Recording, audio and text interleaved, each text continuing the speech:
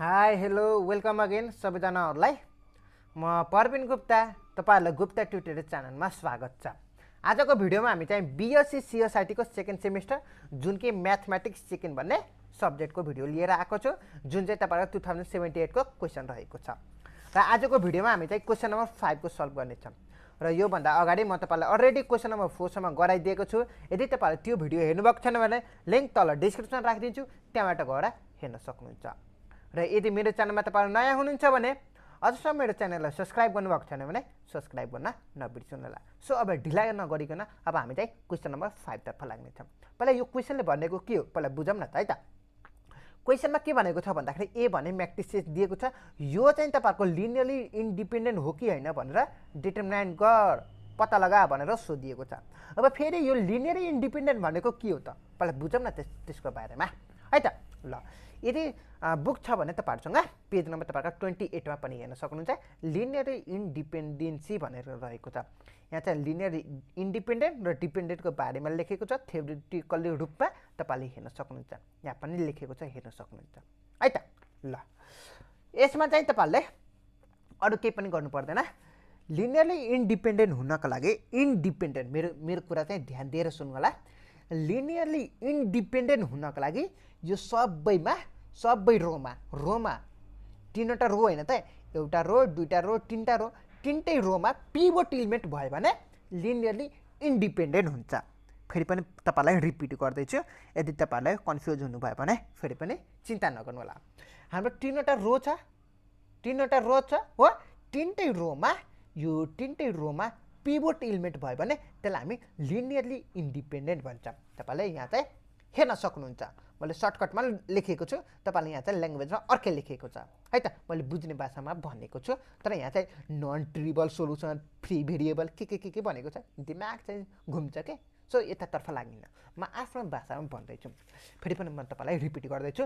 Linearly independent भनेको सबै Roma pivot element, जस्तो कि यो तीनवटा रो छ, तीनवटै रोमा पिभट इलिमेन्ट भयो भने हामीले लिनियरली इन्डिपेन्डेन्ट हो भन्न पाइन्छ है त। अहिलेको लागि यति बुझ्दा हुन्छ। यो फ्री भेरिएबल न फ्री भेरिएबल यो बुझ्नु पर्दैन है त। ल अब चाहिँ यो क्वेसन रहेको छ। यो क्वेसन चाहिँ बुकको इक्जाम्पलमै ठ्याक्कै आएको छ, तर सबै चाहिँ सल्भ गरेको छैन। हेर्नु त, यो क्वेसन र यो क्वेसनमा तपाईँहरूको के फरक छ र के फरक देख्नुभयो त? तपाईँलाई एकछिन टाइम दिए तपाईँलाई सोच्नको लागि। ल आई थिङ्क तपाईँले केही पनि डिफ्रेन्ट पाउनु भएन होला हो, तर यहाँ चाहिँ गरेको स्टाइल चाहिँ फरक रहेको छ।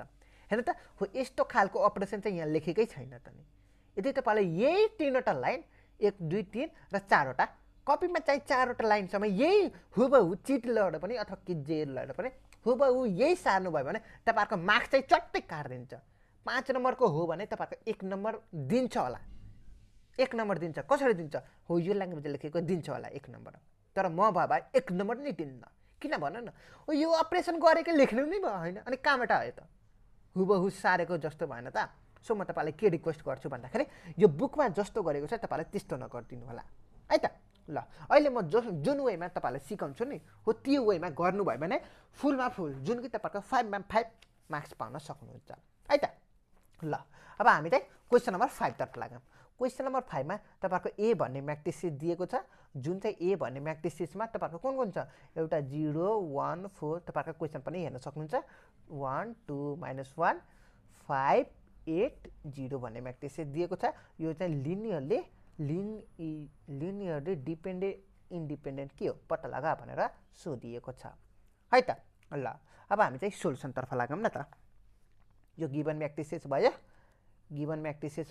अब हामीले चाहिँ पिभट हुनको लागि तपाईँहरूको के हुनुपर्छ अरे, सुरुमा 0 हुनु भएन है त। सो अब हेर्नु त, पिभट चाहिँ तपाईँहरूको यो फर्स्ट रोमै हुन्छ, हेर्नु त, फर्स्ट रोको फर्स्ट कोलममै होइन, यो पिभट हुनु पर्थ्यो। तर हाम्रो चाहिँ यो पिभट जहिले पनि 0 हुनु भएन, 0 नै हुनु भएन, नेगेटिभ नै हुनु भएन। सो अब हामीले के गर्छौँ, हामीले चाहिँ डाइरेक्ट हो यो र यो चाहिँ इन्टरचेन्ज गरिदिन्छौँ। भन्नुको अर्थ R1 लाई R3 मा चेन्ज गरिदिन्छौँ र R3 लाई R1 को प्लेसमा चेन्ज गरिदिन्छौँ है त। हेर्दै जानुहोस् त, म के गर्छु। मैले पहिला R2 लाई जस्ताको तस्तै लेखिदिएँ हो, R2 लाई जस्ताको तस्तै। यो R3 को ठाउँमा यो R3 को प्लेस हो कि होइन, R3 को ठाउँमा मैले R1 लेखिदिन्छु र R1 को ठाउँमा R1 भन्नुपर्छ। यसलाई यहाँ लेखिदिन्छु र यो माथिलाई यहाँ लेखिदिन्छु है त। सो यो लास्टको एलिमेन्ट माथि आयो, फर्स्टमा आयो र फर्स्टको एलिमेन्ट लास्टमा आयो हो। ल भयो, यो अपरेसन गरेको हो। ल यसलाई चाहिँ हामी चाहिँ इन्टरचेन्जिङ R1 एन्ड R3 भन्न सक्नुहुन्छ। अपरेसन यो भयो है त। ल्याङ्ग्वेज पुरा लेख्नु होला, तपाईहरुलाई वे मात्र सिकाउने त हो नि। ल अब हेर्नु त, हाम्रो चाहिँ पिभट एलिमेन्ट यो भयो। अब यसलाई पिभट एलिमेन्ट जहिले पनि तपाईहरुको 1 हुनुपर्छ भन्ने तपाईलाई थाहा नै छ हो। अब यसलाई 1 बनाउनको लागि के गर्ने, 5 ले डिभाइड गर्दै पुग्दैन त हैन त। यहाँ 5 छ, 5 ले डिभाइड गर्दै 1 हैन त। हेर्नु त, 5 डिभाइड बाइ 5 गर्दाखेरि 1 हैन त, हैन त। सो अब के गर्छ, यो R1 लाई, यो R1 को हैन त, यो पुरै R1 हैन त। सो R1 लाई मैले के गर्छु भन्दाखेरि 1 डिभाइड बाइ 5 इन्टु R1 गरिदिन्छु।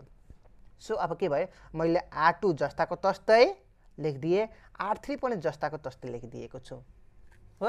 हेर्नु त, R2 र R3 जस्ताको तस्तै भयो, तर मैले R1 लाई के गर्दे हो, यो अपरेसन गरेको छु R1 लाई है त। सो 5 डिभाइड बाइ 5 गर्दाखेरि तपाईहरुको के भयो, हेर्नु त, 1 डिभाइड बाइ 5 इन्टु R1 को ठाउँमा तपाईहरुको 5 छ, यो गर्दाखेरि तपाईहरुको 1 भयो। सो अब 1 डिभाइड बाइ 5 इन्टु R1 को ठाउँमा तपाईहरुको 8 छ, सो 8 डिभाइड बाइ 5 भयो। अब 0 को 0 नै हुने भयो। ल यो भयो हो। अब पिभट भन्दा तल 0 बनाउनु, यो अलरेडी 0 छ, यसलाई हामी के गर्नु पर्दैन। अब यसलाई 0 बनाउन के गर्नुपर्छ त भन्दाखेरि R2 लाई R2 माइनस R1 गरिदिने। यो र यो घटाइदिए पुग्दैन त, त्यही त गरेको नि। R2 मा चाहिँ तपाईहरुको 1 छ र R1 मा तपाईहरुको 1 छ र 1 गरिदिए भने 0 हुन्छ हो। यो पिभट भयो, पिभट भन्दा तल 0 बनाउनु पर्यो। सो अब हेर्दै जानुस् त, मैले के गरेको छु। R1 लाई जस्ताको तस्तै लेखिदिए हो, R3 लाई पनि जस्ताको तस्तै लेखिदिए। सरी, यहाँ 0 1 4 भयो, तर मैले R2 लाई यो अपरेसन गरेको छु भन्दै गर्दा यो र यो घटाउँदा 0 भयो। अब 2 माइनस 8 डिभाइड बाइ 5 जुन चाहिँ एलसिएम लिँदाखेरि 10 माइनस 8 डिभाइड बाइ 5 जुन चाहिँ 2/5 आयो हो। अब हेर्नु त, यो R2 चाहिँ तपाईहरुको -1 छ, -0 छ, सो तपाईहरुको -1 नै भयो हो। ल अब मैले पिभट एलिमेन्ट चाहिँ अब के बनाउने त भन्दाखेरि, ल यो चाहिँ पिभट एलिमेन्ट भयो हो। ल अब यसलाई पिभट एलिमेन्ट, यो पिभट एलिमेन्ट भयो हैन। अब यसलाई चाहिँ 1 बनाउनु पर्यो। अब यो पिभट एलिमेन्ट भएपछि अब हाम्रो चाहिँ नेक्स्ट रोमा जान्छ हैन। यो फर्स्ट रोको काम सकियो। अब सेकेन्ड एलिमेन्टको पालो, सेकेन्ड रोको पालो पिभट बनाउने हो। अब यसलाई पिभट बनाउनको लागि के गर्नुपर्छ भन्दाखेरि, पिभट चाहिँ जहिले पनि तपाईहरुको 1 हुनुपर्छ हो कि हैन। अलरेडी हामीले 2 डिभाइड बाइ 5 छ। अब यसलाई 1 बनाउनको लागि के गर्दिने भन्नु त, 1 बनाउनका लागि सिम्पली इन्टु 5 डिभाइड बाइ 2 गरिदिने हो। 5 काट्यो, 2 नि काट्यो, सो लास्टमा आउने एन्सर हाम्रो 1 हैन त, त्यो चाहिँ यहाँ आयो हो। अब त्यही गर्छ। हेर्नु त, मैले के गरेको छु, R2 अपरेसनलाई मैले यहाँ चाहिँ R2 नै भयो, यो जस्ताको तस्तै हो। यो 2 डिभाइड बाइ 5 जस्ताको तस्तै भयो हो। यहाँ R2 भनेपछि हो इन्टु यहाँ 2 डिभाइड बाइ 5 छ, अब चाहिँ 5 डिभाइड बाइ 2 भयो हो। अब हेर्नु त, अब R1 लाई जस्ताको तस्तै भयो। R1 चाहिँ हाम्रो 1, 8 डिभाइड बाइ 5 0 भयो। यहाँ चाहिँ R3 0 1 4 जस्ताको तस्तै। अब यहाँ अपरेसन गर्दैन, यहाँ 0 गर्दाखेरि 0 भयो। अब हैन त, अब चाहिँ हाम्रो चाहिँ के भयो भन्दाखेरि 2 divide by 5 divide by 2 into R2 को ठाउँमा हाम्रो चाहिँ 2 डिभाइड बाइ 5 छ, गर्दाखेरि क्यान्सल आउट भयो जुन चाहिँ 1 भयो हो। -1 जुन चाहिँ R2 को भ्यालु -1 छ हो। 5 divide by into 5 divide by 2 जुन चाहिँ तपाईहरुको -5 डिभाइड बाइ 2 आएको छ हो। अब हेर्नु त, यो पनि पिभट भयो, यो पनि पिभट भयो। पिभटको तल 0, माथि पनि 0 बनाइदिने। कसरी 0 बनाउने, यो यस्तो अपरेसन लेख्दियौँ, यहाँ त्यस्तै लेख्दियौँ, यहाँ पनि त्यस्तै लेख्दियौँ है त। ल अब माथि 0 बनाउनको लागि के गर्नुपर्छ भन्दाखेरि, R2 को हेल्पबाट R1 लाई 0 बनाउने। R1 लाई 0 बनाउँदाखेरि के गर्ने त भन्दाखेरि, अब हामीले सिम्पली यहाँ चाहिँ R2 होइन R1 को, R1 हो नि त, यसमा 0 बनाउँदैछौँ नि त। सो R1 को भयो हो। R1 minus 8 divide by 5 into R2 को हेल्पबाट 0 बनाउँदैछ, सो यो भयो। अब R3 लाई 0 बनाउँदाखेरि सिम्पल R3 माइनस R2 गरिदिए पुग्यो यसरी गरिदिने ल अब हाम्रो चाहिँ काम चाहिँ यो R2 जस्ताको तस्तै भयो हो ल अब यो चाहिँ क्याल्कुलेसन गर्नुहोस् त तपाईहरुले क्याल्कुलेसन चाहिँ म अब चाहिँ सिकाउँदिन है त क्याल्कुलेसन चाहिँ आफैले गर्नु होला मैले चाहिँ अलरेडी सल्भ गरेर राखेको छु 13 डिभाइड बाइ 2 भयो ल क्याल्कुलेसन आफैले गर्नु होला है त ल यो पनि पिभट भयो फर्स्ट रोमा पनि पिभट सेकेन्ड रोमा पनि पिभट अब पालो थर्ड रोको पालो यो पिभट भयो हो अब यो पिभट चाहिँ 1 बनाउनु पर्यो 1 बनाउनको लागि के गर्नुपर्छ रे के गर्नुपर्छ शाबास शाबास के गर्नु 30 डिभाइड बाइ 2 अलरेडी छ यसलाई हामी चाहिँ 2 डिभाइड बाइ 30 गर्दै त पुगिहाल्यो नि 1 त भइहाल्यो नि तल माथि काट्दा 1 भयो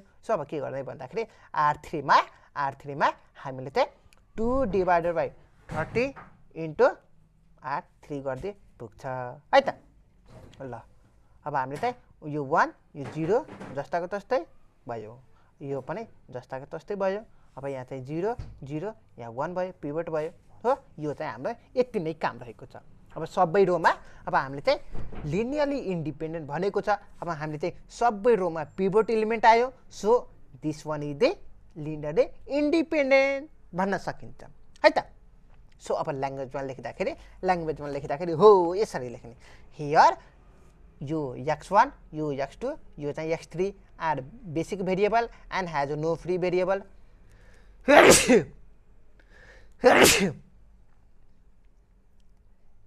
has no free variable so there exists trivial solution यसको मतलब कोलम ए चाहिँ लिनियरली इन्डिपेन्डेन्ट भन्छ अथवा सिम्पली तपाईले के लेख्न सक्नुहुन्छ त भन्दाखेरि हामी चाहिँ तीनटै रोमा पिभट एलिमेन्ट छ त्यसको कारणले गर्दाखेरि यो चाहिँ लिनियरली इन्डिपेन्डेन्ट हो भन्न पाइन्छ है त यही हो हाम्रो क्वेशन नम्बर 5 को लागि यो क्वेशन नम्बर 5 को लागि यसरी नै सल्भ गर्ने रहेको छ है त र आई थिंक तपाईले यो क्वेशन नम्बर 5 को बुझिसक्नु होला यसमा केही पनि गर्नु पर्दैन तपाईले सिम्पली अपरेसन गर्दै जानु होला यदि तपाईले सबै रोमा पिभट एलिमेन्ट आयो भने लिनियरली इन्डिपेन्डेन्ट हो आएन भने लिनियरली इन्डिपेन्डेन्ट हैन भन्न पाइन्छ है त ल आई थिंक तपाईले बुझिसक्नु होला र यदि तपाईलाई कुनै पनि कन्फ्युजन भएको भए मलाई पर्सनली मेसेज गरेर सोध्न सक्नुहुन्छ र यदि मेरो च्यानलमा तपाईले नयाँ हुनुहुन्छ भने अझसम्म मेरो च्यानललाई सब्स्क्राइब गर्नुभएको छैन भने सब्स्क्राइब गर्न नबिर्सनु सो